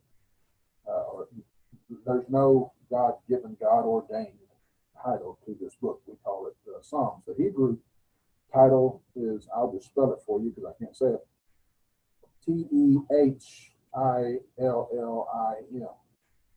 which is translated as praise psalm. See, verb and the noun form of the word is used almost 100 times in the book of Psalms. That's why the Hebrews used that title, praise psalm. It's only used once to designate a particular psalm, Psalm 145, I believe, but they label the book just like we label it Psalms. They label it praise psalms. The word Psalms is actually comes from a Greek term, salo. You're familiar with that most probably if you've studied Ephesians 5:19, Colossians 3:16 and 17. The word Psalms comes from that word salo that's found in the text. And the word Psalms, or salo, comes from the Hebrew idea, or probably at least in the Hebrew Bible context, songs that are sung to the accompaniment of an instrument. In Ephesians 5:19, we make the argument that the salo there is the instrument is not a guitar or a drum. The instrument is the heart, not the harp, but the heart. That's the argument that's made for not using the mechanical instruments of music. But the word from which salo comes, the Hebrew concept behind that is to be sung with an instrument of music. David used instruments. Was he right or wrong in that? That's not the question of our study. I won't go into it. But there are 150 Psalms in the Hebrew Bible. We have 150 in our English Bibles. The Septuagint followed the tradition of the Latin Vulgate, and they have 150 Psalms. It's not that there's an additional Psalm that can break a couple of Psalms or break one. They're kind of reorganized. They're broken into different parts. Some suppose that there's the subscriptions that are written at the top of the Psalms. There's a lot of discussion among the commentators about those subscriptions. Some just disregard them altogether. They should be there, they think. Some think that they were originally part of the Psalms, but they weren't at the top. They were at the bottom. And so when the translators of the Psalms, not maybe understanding that or knowing that, they, instead of putting it at the bottom, they put it at the top. And so probably, according to this theorizing, the subscriptions that are written at the top of your psalm, saying this is a song of David to be sung with this and it's dedicated for that purpose, shouldn't be at the top of that psalm. It should be at the bottom of the one before it. And there's an argument made, and I won't go into it, that I think pretty clearly shows that. Maybe I will go into that, but I just won't go into it today. But I want to get through this material so we can begin with Psalm 1 next week. The Psalms, the singing of the Psalms historically was done to, singing of Psalms by the Hebrews was historically done to celebrate a victory of God over his enemy. You might recall when Israel crossed the Red Sea and safely, and they saw the dead bodies of the Egyptians washing up on shore after God closed the sea upon them. What did they do? Well, they sang a song. Exodus chapter 15. They sang the song of Moses, is what it's referred to, I think. But they sang a song of victory, praising God for his victory. When Deborah and Barak and Jael defeated the Canaanite King Jabin and his general Sisera, what did they do? Remember how Sisera died? He was nailed right in the head by Jael. And that's not like that. But anyway, what did they do? Well, they sang a song. Judges chapter 5 is called the Song of Deborah. There are other books of poetry, Hebrew books of poetry, that are not in the Bible, but they are referred to in the Bible. In Numbers chapter 21, verse 14, we read of the wars of the book of the wars of Jehovah, and Joshua chapter 10, and also in 2 Samuel chapter 1, we read of the book of Jasher. So there are other books besides Psalms that contain songs and songs of victory, but they're not recorded in the Bible, but they were sung during as celebrations of God's victory over his enemies. It seems that the larger or the greatest cause of the book, or the growth of the book of Psalms, the putting together of the book of Psalms, had to do with David, as you recall, could not build the temple of God because his hands were bloody with war. So Solomon, who was promised, would build the temple, but David gathered the material for the temple. And in the gathering of that material, it seems that he also gathered songs and psalms, maybe even wrote some for that purpose during his 40 years of reign, and even also before he became king. He was a writer or singer of songs. And it seems that in preparation for the temple, he maybe organized a music program for the temple, just like he gathered materials, physical materials, to build the temple. He gathered physical materials to be used in the temple, in the worship of the temple, part of which was the songs and the song program. That's why certain songs are said to be for this purpose or that purpose, or to be sung this way or that way. David is given credit for at least a large part of that. In the ancient Near East, guilds of singers and musicians were connected with temples, both pagan temples and God's temples, and they enjoyed a certain status among the religious community, and were oftentimes highly organized. David organized or established such guilds according to 1 Chronicles chapter 6 and 15. Ezra and Nehemiah also mentioned singers who were connected with temple music. And there's a Syrian document that noted that King Hezekiah, Jewish King Hezekiah, had sent singers as a form of booty to King Sennacherib. So there were people who were qualified or classified as singers. What were they singing? Well, they were singing songs. Where were they singing? They were singing in the temple. That's what they did. That was their job, and they were considered to be somewhat among the Jews. Concerning the background of individual psalms, we've mentioned this before. I want to reiterate it here. For the most part, individual psalms are historically non-specific. I can tell you what part of history the book of Judges comes from. I can tell you what part of history Leviticus comes from. I can tell you where Isaiah was. I can tell you where historically Daniel was, but I can't tell you where Psalm 13 was. I can't tell you where Psalm 45 was. I can't. It's not intended to do that. There's a lot of disagreement among scholars over the backgrounds of the Psalms, and it really doesn't matter. That wasn't their intent. The disagreement is because it's not that specified.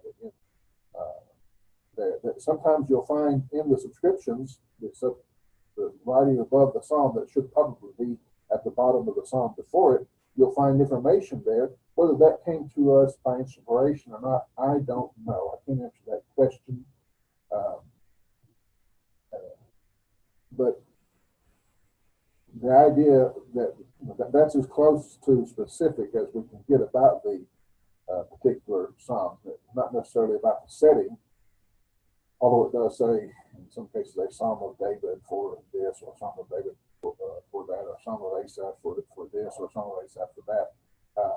That wasn't the purpose of the Psalm, to give a specific, this is why this Psalm was written, or this is the situation that prompted this Psalm.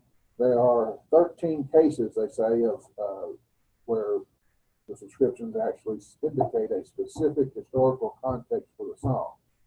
But 13 out of 150 is not a lot. Another factor which the interpreter must reckon with is that David, the Psalms written by David, I'm being distracted right now by my phone, but forgive me a second. Another factor that we deal with when we're dealing with the Psalms is that the Psalm that was written by David, for example, if he wrote the Psalm, may have experienced some updating, editorial updating by a later author or a later person who used the Psalm, adapting the language to the situation in which he was. It may be that David wrote the original Psalm, but another editor was inspired by God to make these changes because it fit his situation. and God wanted to record it in that way. This may be the case, especially in books 3 and 5 of the Psalms. We'll talk about those books of Psalms in just a moment. But again, we don't want to put too much emphasis on trying to say this psalm was written on this occasion for this purpose at this time, because that's not the purpose of the Psalms. They were meant to be historically generic.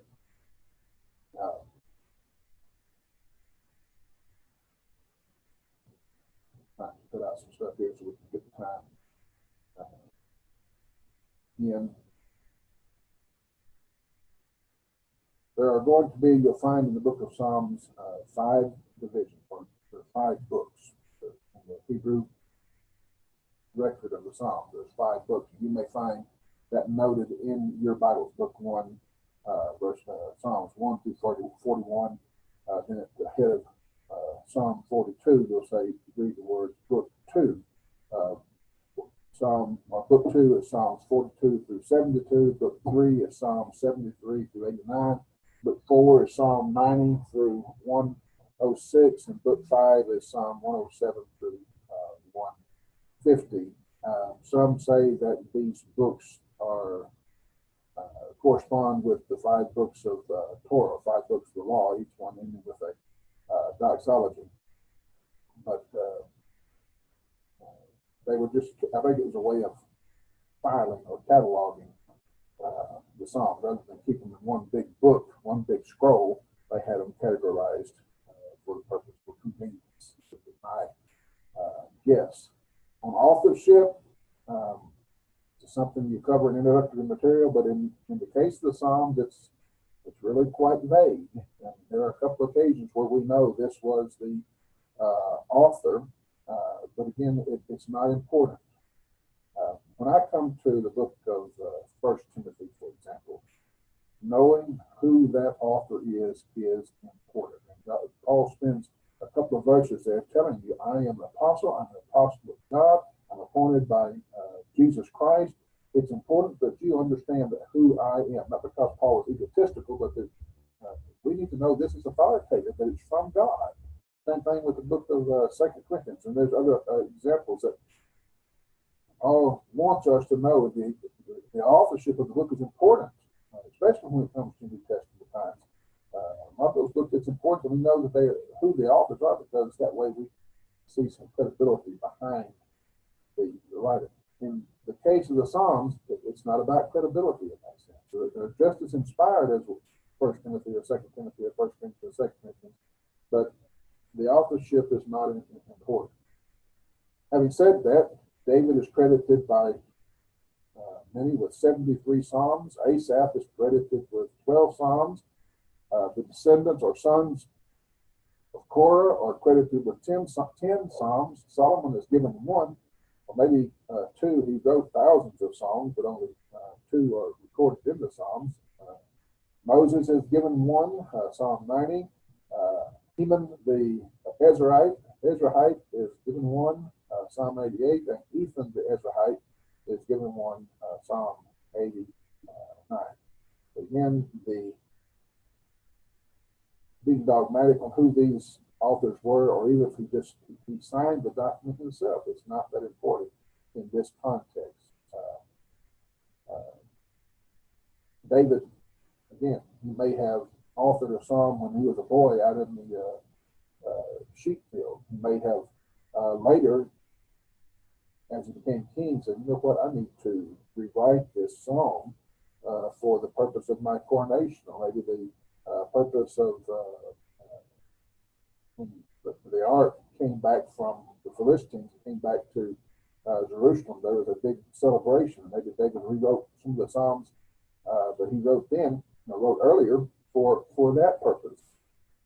And that same psalm, when Hezekiah became king years later, he may have said, you know what, that's a good psalm, but I want to make it fit for my situation in my time. And so it went through another editorial process. And then after or during the exile, or maybe after the exile, Hebrews may have found these psalms that were recorded by David when he was a boy, that was edited by David when he was a man, that Hezekiah edited again when he was a king. For his purposes, they may have said, that's a great song to sing on our way back to Jerusalem, or sing as we're rebuilding the temple. And so they edited it for that version. So what we have, I think, is, I believe, is inspired material. It's what God wanted us to have. But the authors of these Psalms, written over 2,000 years ago, have been lost. The original authors, what happened in the editorial process, may be lost to us. In America, we have a legitimate concern about plagiarism that keeps us from doing that sort of thing, but that's not the concern of the psalmists. It's not that they were unethically changing words or claiming that this is my original song when somebody else actually did that. That wasn't their concern. That wasn't what they were trying to do. What they were trying to do is make the song fit the purpose that they were using it for at that time. It was simply a tool that they used to make the song effective in their worship at that time. We do the same thing with David's words today. We take a psalm that was written and we try to put it in our own words, in our own situation, to our own kind of music. We can't really sing the songs like they did because they chanted much of their songs. Their songs were just written differently than the way we even think about music today. So they have to go through a lot of changes just to bring them into the English language. So when you take a song to do that, you can put them in your own words, in your own situation, and you're able to sing from the soul that song. Let me give you an example of how we do that today. In Psalm 4, open your Bible to Psalm 4. We'll look at it. When you look at a psalm, I want to encourage you as you study them. We don't have to do it necessarily during our class time because, well, you could do it in your week study between our classes. But I want to encourage you in your studies of Psalm, get 3 or 4 translations. It's important that you do this so that you can get a better grasp of what's being said. If you don't know Hebrew, then you need to look at several translations so that you get the general idea of this is how the majority of people, it was understood by them. The majority saw it, they're always right, but at least you get their idea of what they're doing. But look at it in 3 or 4 translations, and you'll find in doing so a wide variety of translations. Word by word translation is difficult when it comes to Hebrew poetry or any kind of foreign language. If you're translating from one language to another, it's difficult. I lived in Russia for a few years, went there and established a church there in the town of Sosnogorsk. And when we came there was no church existing. Therefore, they didn't have songs to sing. So we took songs that we knew and tried to translate them into the Russian language. But the Russian language is very different from the English language, and it took a lot of work to get it that we could not do word for word translation because the 2 languages don't match. So you have to take the idea of the English song and make it into the Russian song. You have to make it into the Russian song in a poetic way because, well, the modern day praise songs aren't necessarily poetic, but most people from my generation, anyway, we like the poetic, we like it to rhyme, we like the poetic language and things of that nature when we sing. So we tried to do that in the Russian, when we made the Russian songs out of the English song, and it was a difficult process. And when you compare the 2 songs, it's the same song, Flee as the Bird to the Mountain. I can remember that's one of the words that we, no, that's not one of the ones that we did, that was done before us, but there was another one, I'll Fly Away, still got I'll Fly Away. We translated the song. We put the 2 songs together, or maybe take Google and try to translate the 2 songs and see if they compare. They won't compare. You get the idea, but you won't necessarily get a word for word translation. So let me look at Psalm 4 with that thought in mind. I'm going to give you the New King James translation of the song, and I'm going to compare a song that was written from that. It came from that by Philip Tedley. A member of the church Christ who wrote the early part of the middle part of the last century. Psalm 4.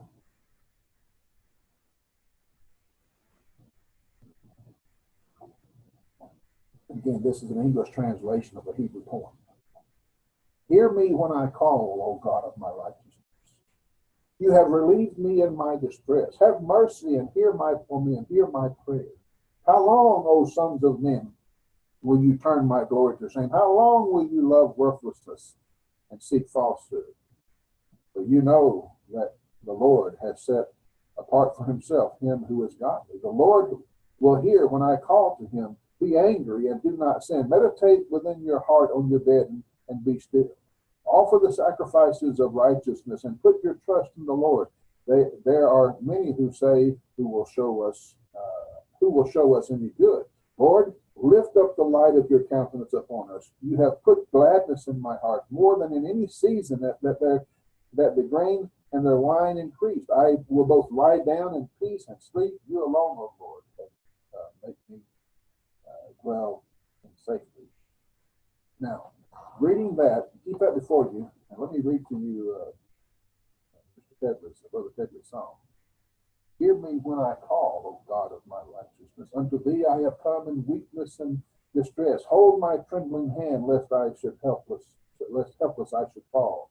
Oh, hear me, Lord, hear me when I call. You see what we do? We righteousness, distress, call, fall. We try to make it right. And probably David or whoever wrote that psalm did the same thing. We can't see it because when we're reading it in English, we're reading a Hebrew poem in English. He may not have used rhyme. They didn't use rhyme very much in the Hebrew poetry. That's not a tool that they made a lot of use out of. But they did make use of different verbal tools.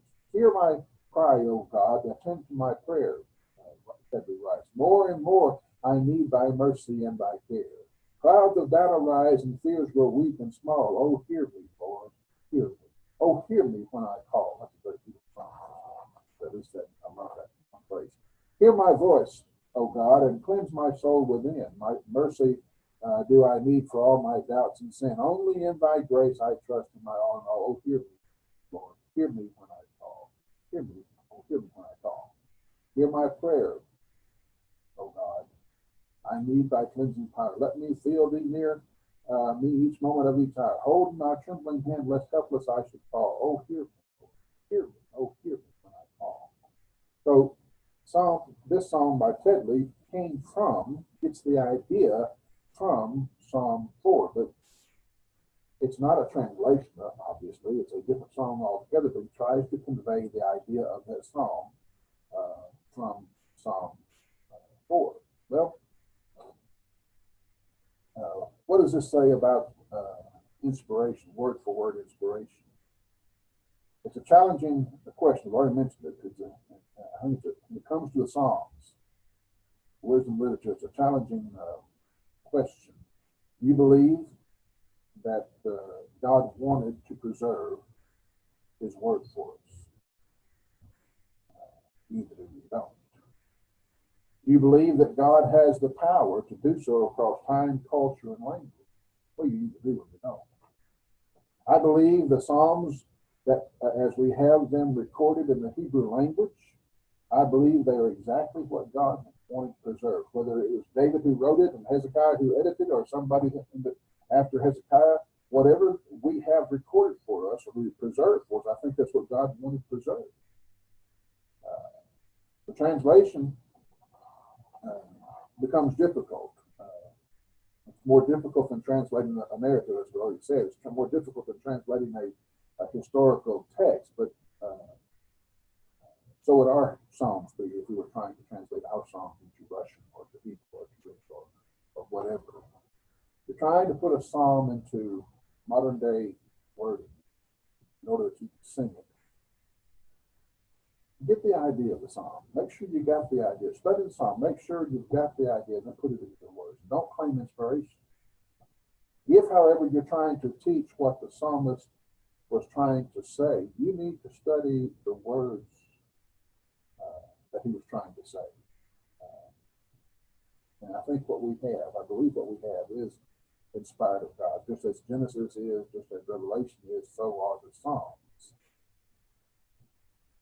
But they're understood and written differently, therefore more difficult. Dates of the Psalms, again, we don't want to get specific about that. Moses' Psalm, we're going to say he wrote somewhere around 1400, just after the Exodus. David's Psalms are going to be in his lifetime, somewhere around 10, the year 1975. Asaph, different authors say he, for some different times, or at least there was more than one Asaph, but most of them generally give him around the year 1000 during the time of David. But all we can really say is there were no Psalms written most likely after 500 BC, because after 500 there was a silence. I think the silence was prophesied, and I think that silence would include new songs. God was not speaking during that time, so Christ came. John the Baptist began teaching. Again, thematically, they are devotional songs. They are songs about how to live a life pleasing to God, a righteous life, how to live effectively in this world, how to praise God. They're concerned about living according to righteousness and praising Him, and not living according to wickedness. You'll find the word, two key elements in the Psalms. The word soul is found 132 times. The word heart is found 128 times. Soul and heart, almost synonymous, if not actually synonymous in some cases. There's close to 300 times it's referred to in the Psalm, so it's important.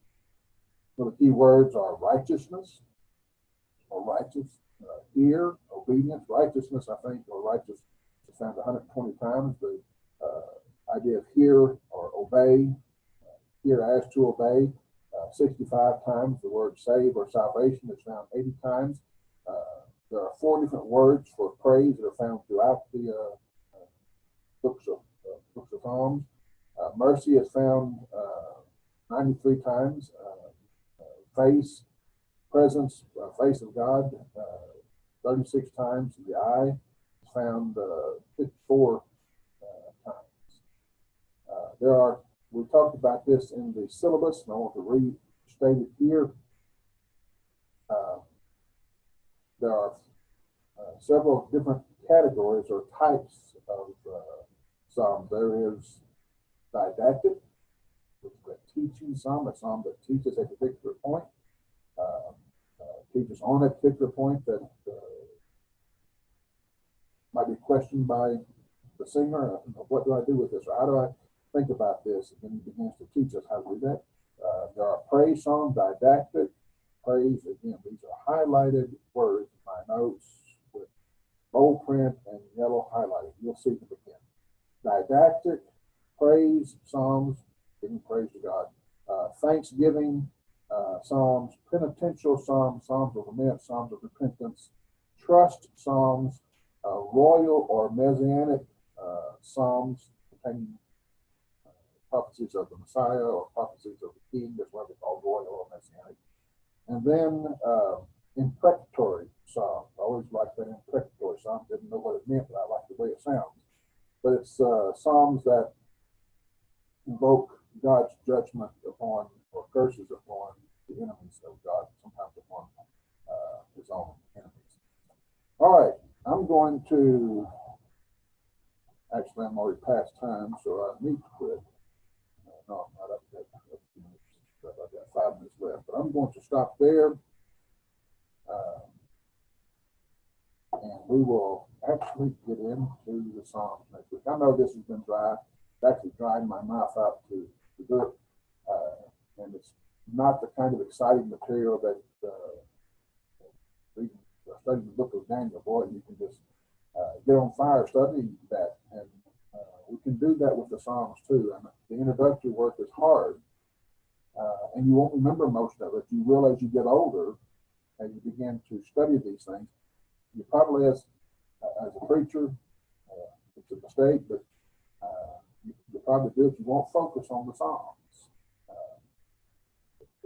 Try to quote one at a funeral or something like that, but you don't spend a lot of preachers don't spend a lot of time there. They'll spend any time in the Proverbs. Proverbs needs to be taught every year to every teenage group that goes to your church. They need to hear the Proverbs. So we don't do that. No, we don't. But in order to do that, we need to be familiar with Hebrew wisdom literature. And in order to study the Psalms, we need to know how to study it. We need to know how they're written, why they're written. And that's the purpose of these first two classes, is to give us that background foundation. Now let's jump into the Psalms and let's see some of the passion that's found there, and see some of the praise of God that's found there. I love the Psalms, and I'm tempted to, rather than teach a class, preach a sermon, because that's the way I like to teach these Psalms. I don't know that I'll do that. I just got to figure out the best way to present this to you, because I want you to gain something from it. I think you can do it teaching in the class. I think you can do it from actual preaching of the Psalm. I want you to be able to preach the Psalms. And I've asked you in the syllabus, if I recall, to give me. No, I didn't actually ask for something. I don't think I asked for a paper that explains what the different categories of Psalms are, and give me Psalms that represent those categories, as I recall. So you need to be able to do that. But I really would. I should have put in the syllabus that I want you to give me a sermon. Since we can do this online, I want you to preach to me a sermon from the Psalms that shows me that you can passionately convey what the psalmist was trying to say. But I did put that in the syllabus, so I won't require it. But think about it. Think about doing that. Have a good day. Have a blessed week. I will get this sent off to you, and I will send you a quiz to go along with it, or at least fall behind it. And then